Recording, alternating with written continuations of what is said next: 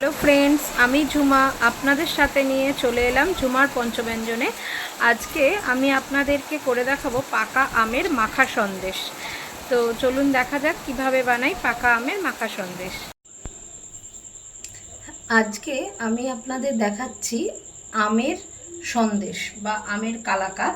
তার জন্য প্রথমে কড়াই নিয়ে নিয়েছি। এবার কড়াইটা একটু গরম হবে। গরম হলে আমি এর মধ্যে আগে একটু ঘি দিয়ে দেবো।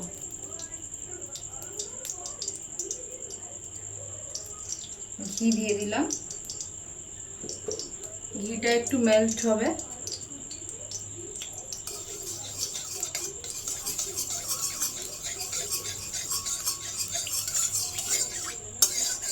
ঘিটা মেল্ট হয়ে গেছে।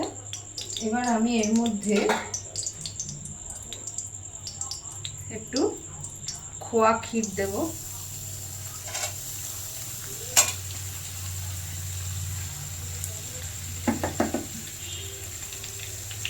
গ্যাসটা এই সময় একটু কমিয়ে নেব।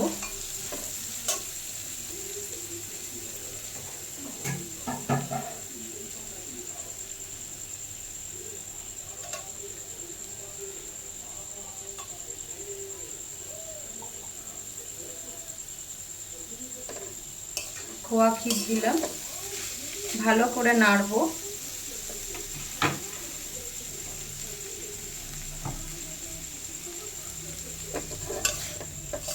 গ্যাস কিন্তু কমিয়ে রেখেছি।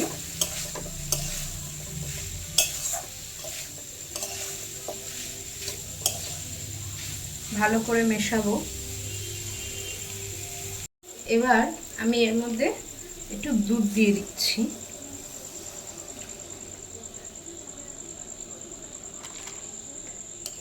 ভালো করে নাড়বো।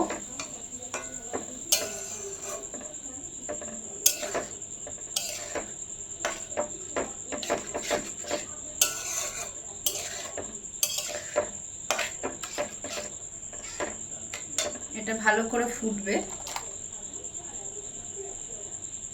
এবার আমি এর মধ্যে একটু আমুল দুধ দিয়ে দেবো।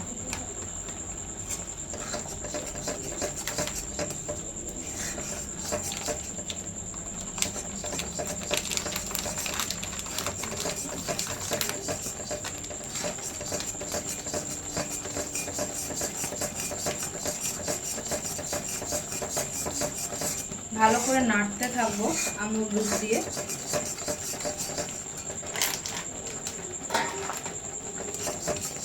গ্যাসটা মিডিয়ামে রাখবো।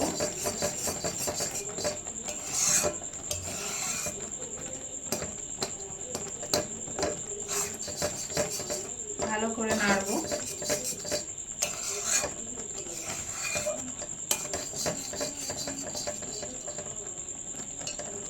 এবার এর মধ্যে দিয়ে দেবো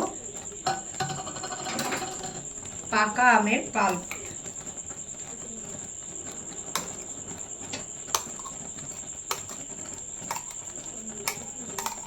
আমি কিন্তু পাকা আমের টুকরো করে এটা মিক্সিতে পেস্ট করে নিয়েছি।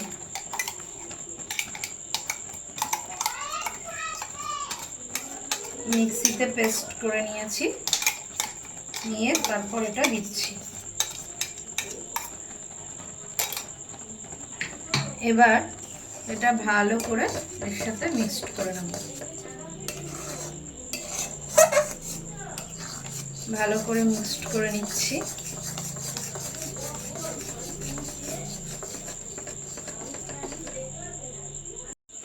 এবার আমি এর মধ্যে দেব একটুখানি ফ্রেশ ক্রিম।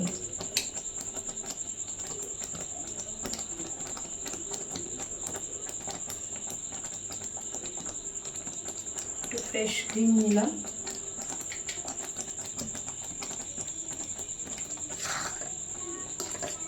ফ্রেশ ক্রিমটা এর সাথে মিক্সড করে দিচ্ছি।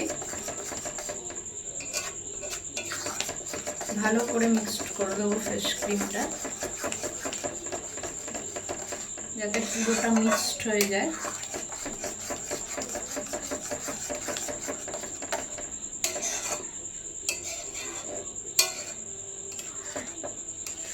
দেখুন ভালো করে মিক্সড হয়ে গেল।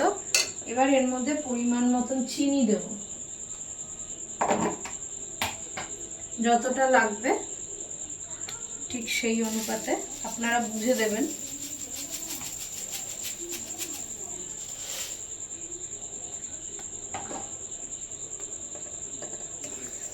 আম যদি খুব মিষ্টি হয় তাহলে চিনির পরিমাণটা একটু কম হলেও হয়।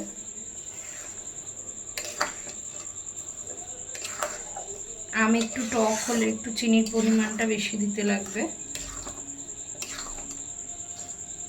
চিনিটা এবার ভালো করে মিক্সড করে এটা একটু গলতে দিতে হবে। গললে এটা কিন্তু আবারও একটু পাতলা হয়ে যাবে। ভালো করে জাল দিয়ে আবার টাইট করতে হবে।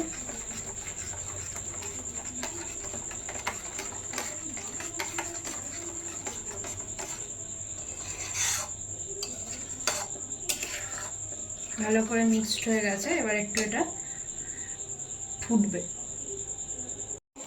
দেখুন এটা অনেকটা টাইট হয়ে এসছে, আরও হবে, আরও অনেকটাই হবে। এবার আমি এর মধ্যে দিয়ে দেবো একটু কনডেন্সড মিল্ক।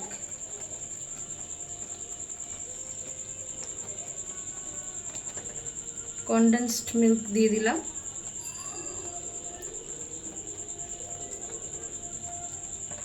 এটাকেও ভালো করে মিক্সড করে দেবো।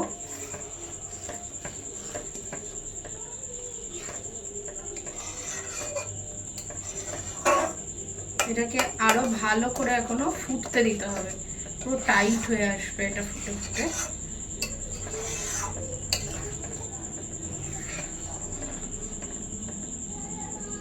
এখন অনেকটা টাইট হয়ে গেছে।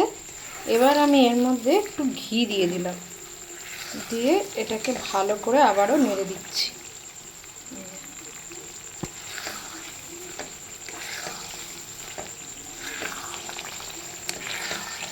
ঘিটা আবার একটু না আরও টাইট হবে, ভালো করে মিশিয়ে দিতে হবে ঘিটা।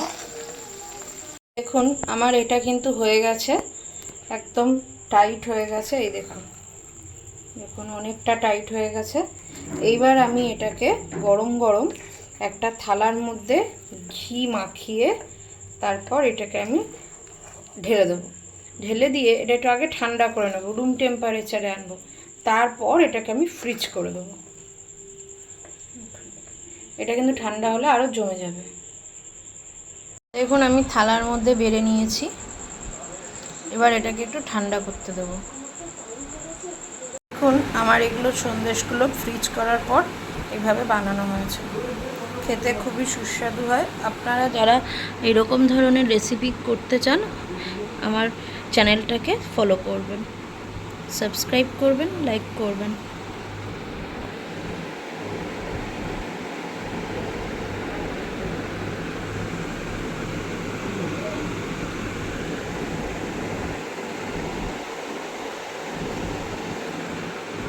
টাটা।